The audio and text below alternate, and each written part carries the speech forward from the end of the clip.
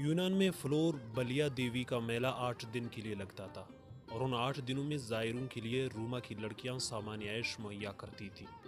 افریقہ میں اعضائے جنسی عبادت کا جزو تھے اور لوگ انہیں اپنی اپنی دکانوں اور مکانوں میں لٹکائے رکھتے تھے۔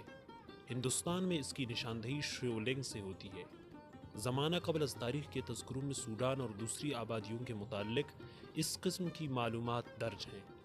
یورپ کے غاروں سے قبل از تاریخ کے جو آثار ہاتھ آئے ہیں ان کی حیت سے بھی اعضائے تولید ظاہر ہوتے ہیں، اور یہ سب صورتیں پتہ دیتی ہیں کہ اس تمدنی ارتقاء سے پہلے تمام سماج میں فحش کا رواج تھا اور لوگ جنسی اشغال کو عبادت کا درجہ دیتے تھے۔ یہ تو خیر تاریخ سے پہلے کی باتیں ہیں۔ ولندیزیوں نے جس زمانے میں جاوا فتح کیا، جنگل میں ایک توپ چھوڑ گئے۔ عوام نے سمجھا کسی دیوتا کا عضو مخصوص ہے، پوجا شروع ہو گئی۔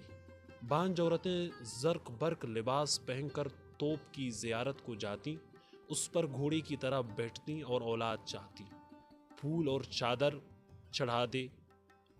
آخر عیسائیوں نے حکومت پر زور دے کر اسے اٹھوا دیا۔ سکندر اعظم کے زمانے میں مذہبی فحش کا خاصا زور رہا۔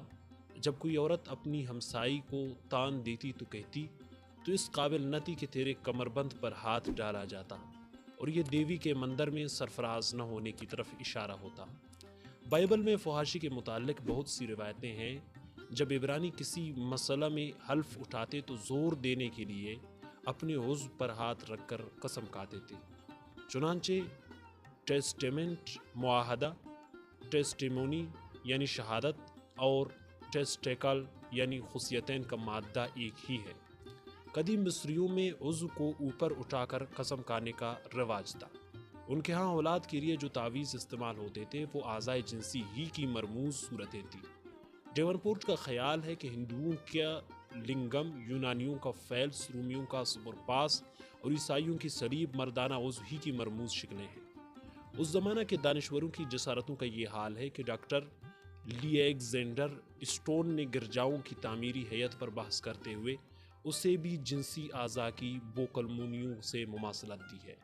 ہمارے نزدیک یہ سب مادیت کی فکر گستاخ کے کرشمے ہیں، لیکن یہ بات ضرور معلوم ہوتی ہے کہ ایک زمانہ میں فحش کو انسانی مذاہب کی سرپرستی حاصل رہی ہے، اور یہ مذہبی فحاشی ہی کے برگبار ہیں جو مرور ایام سے طوائف کے وجود میں منتقل ہو گئے ہیں۔